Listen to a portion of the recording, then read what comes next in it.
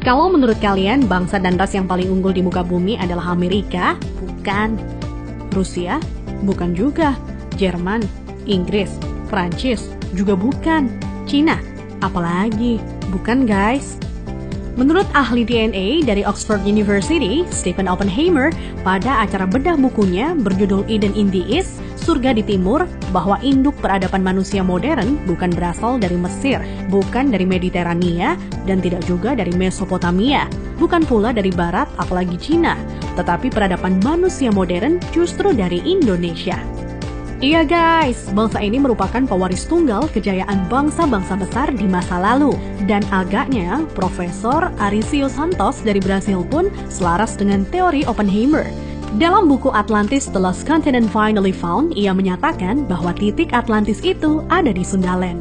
Jadi guys, kita tidak pantas bersikap kerdil dengan memelihara sindrom inferior akut alias rasa minder terhadap bangsa luar. Kenapa? Karena nenek moyang kita dulu adalah bangsa yang unggul.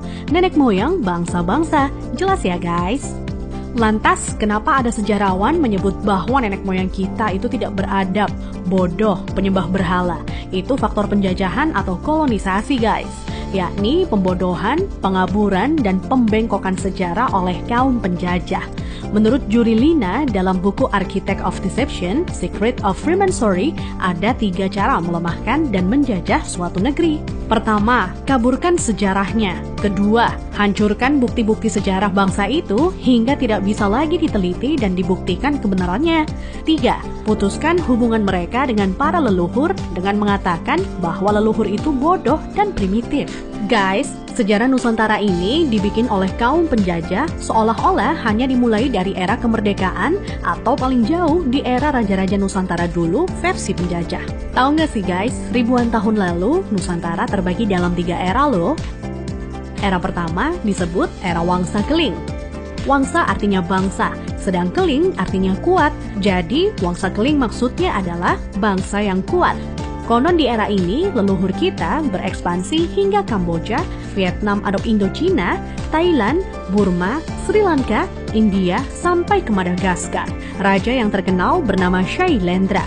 Tulisan yang dipakai adalah huruf Talawa, di mana modelnya menyerupai huruf Mesir kuno dan Israel. Pusat pemerintahan di sekitar Jogja sampai ke wilayah Dieng. Maka ketika Israel mengklaim masih keturunan Moria, maksudnya adalah Gunung Muria di Dieng guys.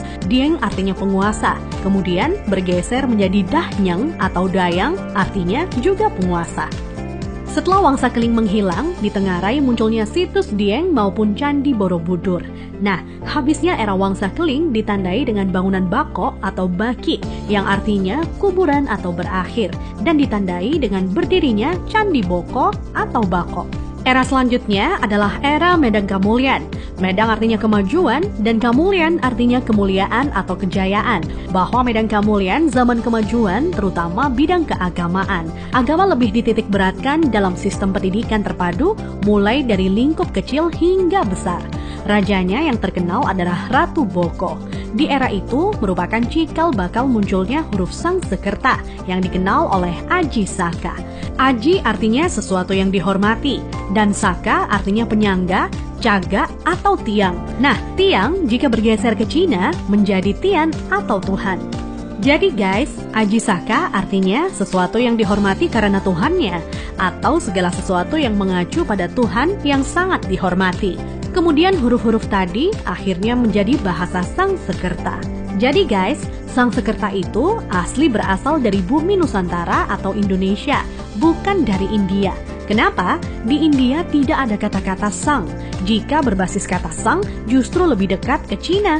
Contohnya Chiang Kai-shek, di mana Chiang oleh bangsa Cina dibaca sang.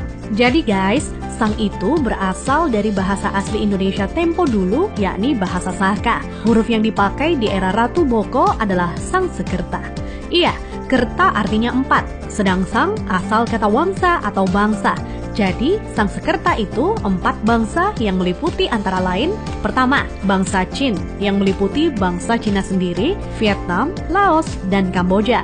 Kedua, bangsa Thai meliputi Burma dan Thailand. Ketiga, bangsa Afrika yakni Madagaskar, Sri Lanka, India, dan lain-lain hingga Mesir disebut sebagai bangsa Afrika. Keempat, Bani Jawa yang terdiri atas bangsa atau suku Jawa, Sumatera, Papua, sampai Kepulauan Polinesia dan Hawaii. Hingga kini, Sangsekerta kuat pengaruhnya di India dan Sri Lanka.